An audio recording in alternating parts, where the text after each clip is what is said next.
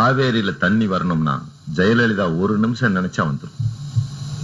பேசாம நெய்வேலி லைன்ல பியூஸ கழட்டி வை, தண்ணிய வச்சு போட்டு கரண்ட வாங்கிட்டு போடான்னா கர்நாடகத்துல பாதி தொழிற்சாலை இயந்தார்.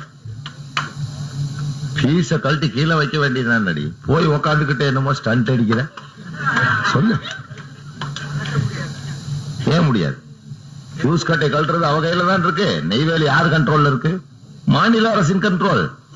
கட்டை அவுத்து வை கீழே, கர்நாடகம் இருட்டடிக்கிட்டோம். அப்ப அங்க அவனுக்கு உதவுழுகும். அந்த மக்கள் எத்தனை நாளைக்கு உடனடியா அவன் மின்சாரம் ஏற்பாடு பண்ணிடுவானா?